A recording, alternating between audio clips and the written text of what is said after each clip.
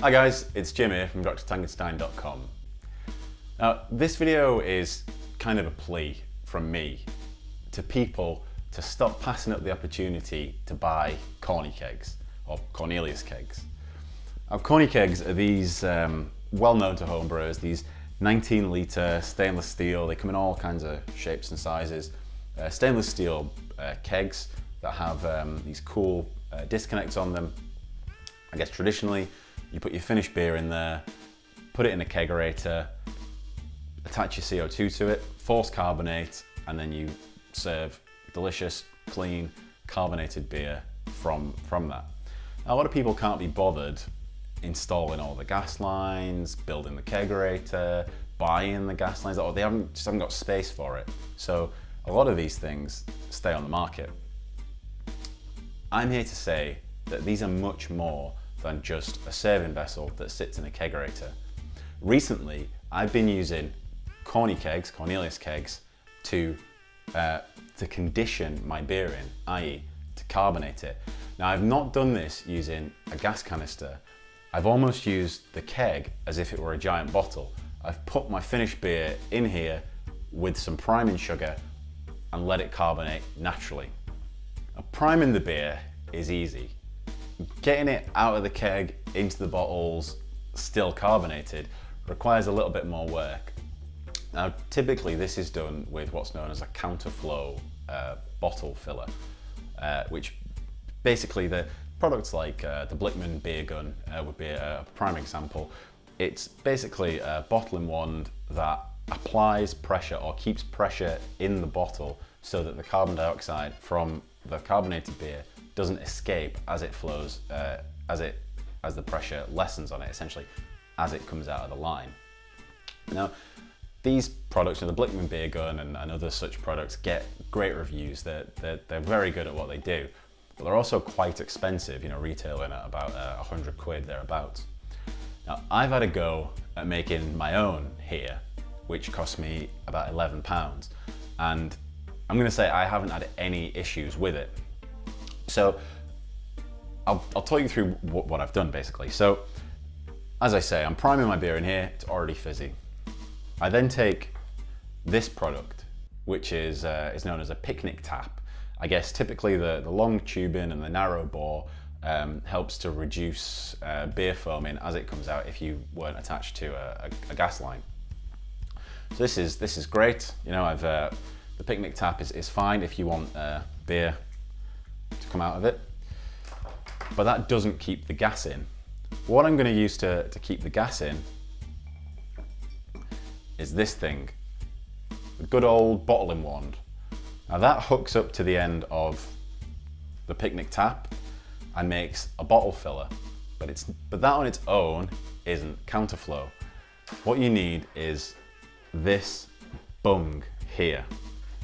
Now, this doesn't need to be this fancy kind of weird looking bung I've got, but it does need to match the mouth size of the bottle. So what happens is, after you've hooked this up to your keg, you press you open the tap, you then press it on the bottom of the bottle as you would with a regular non-pressurized bottle filler. But as you press it in, you need to make sure that the bung presses on the mouth of the bottle. I'll show you what I mean.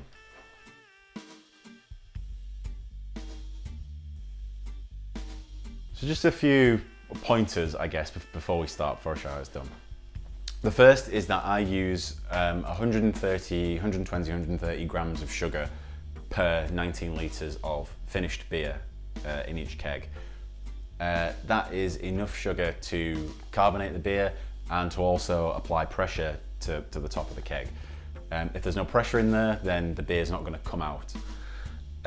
This is usually enough to finish the keg, to get through it. But if it doesn't, if you do happen to run out, I've got a separate video on these things, which is a keg charger. That just attaches to the in post of your keg. Give it a quick squeeze, and that will apply pressure to the keg. Now, one canister of this does apply quite a lot of pressure. It's a surprising amount, really. So if you do this, just beware that your pressure is going to massively increase once you've throwing the charger on there. Second pointer is sanitation. Make sure everything from this point is sanitized. I know everybody knows this already, but my bottles are done, my caps are done, and my wand is done, but also the line is done.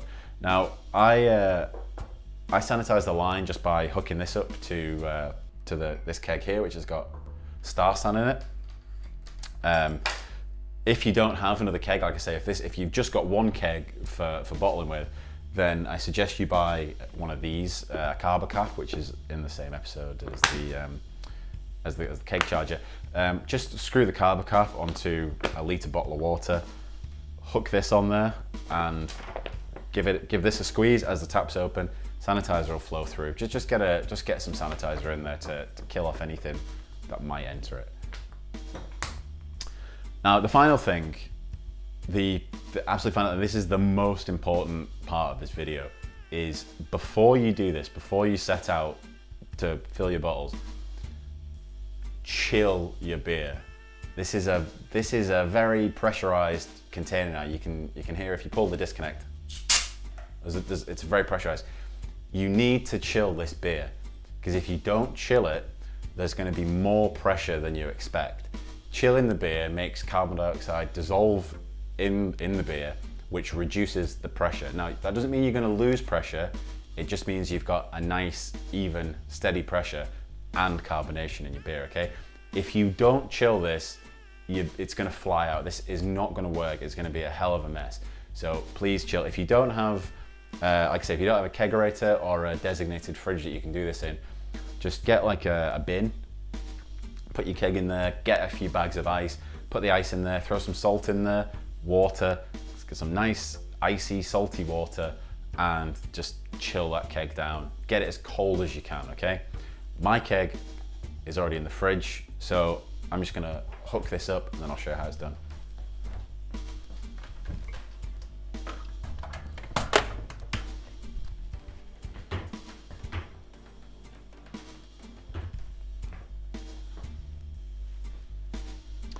Okay, step one.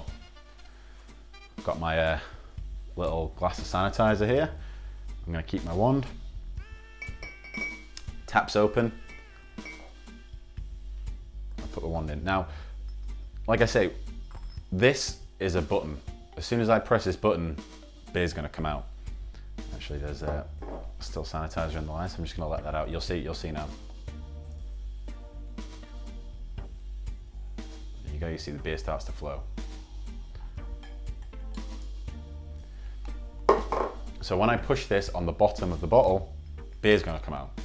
The key to keeping the gas in the beer and not releasing it is you can see it's very tight.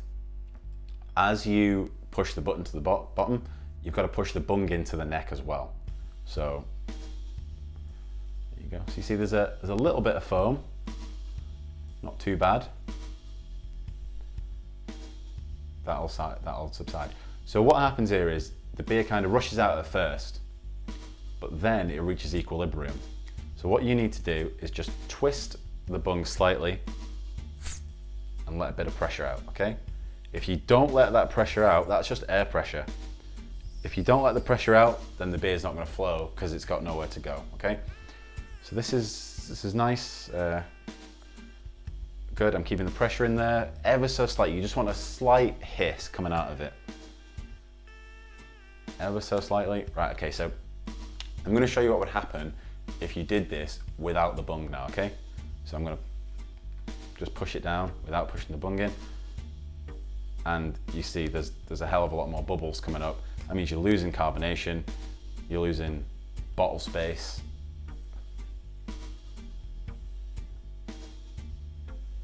Now you could go back and top that up, but honestly, it's lost a hell of a lot of carbonation now. It's still in there, but it's nowhere near where you want it to be. So on I go. No one likes beer out of clear glass bottles, so I'm just going to enjoy that one as we go. So, like I say, the beer's just trickling out now. Beer's just trickling out. You might be able to see through this actually. Hear that hiss again? As I maneuver the bung.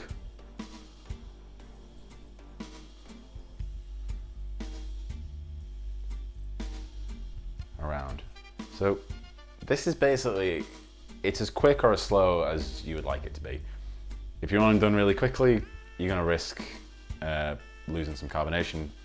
You're gonna risk foaming. So I suggest you take your time with this. You might be asking, well, if it's not gonna save me any time, why am I even bothering this in the first? Why didn't I just bottle condition like I used to? And the answer is sediment. I hate giving beer that I've made to people, and we've all done it. You know, it's part of the joy of homebrewing, isn't it? Sharing beer.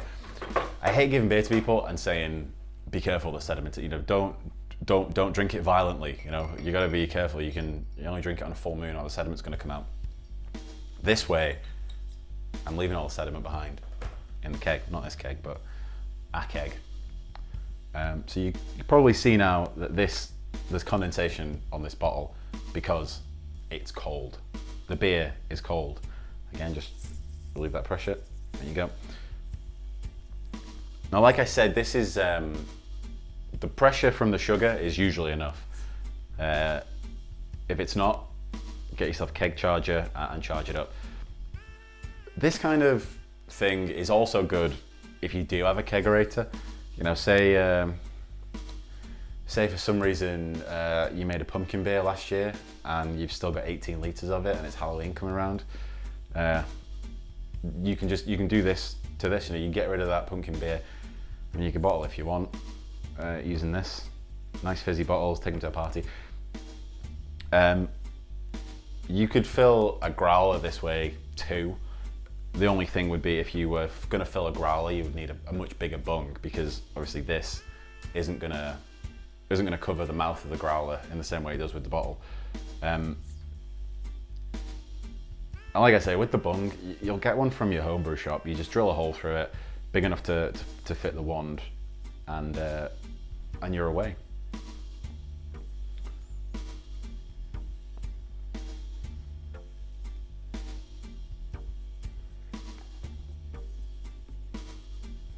Okay, well, let's not watch paint dry here. So that's it. So that's Counterflow bottling. I'm just going to show you how it keeps the carbonation. So this was one that I bottled earlier from the same keg. I say still cold. I'm just going to hear that nice pift. Nice pift. I don't have a glass, but still nice and carbonated. Now, that's it. Get yourself a Corny keg, get yourself a picnic tap, a bottle filler, a capper, and try it out. Let me know how it goes. In the meantime, follow me on Twitter at Dr. Tankenstein, follow the YouTube channel, and head over to drtankenstein.com for all our articles and other videos too. Thanks.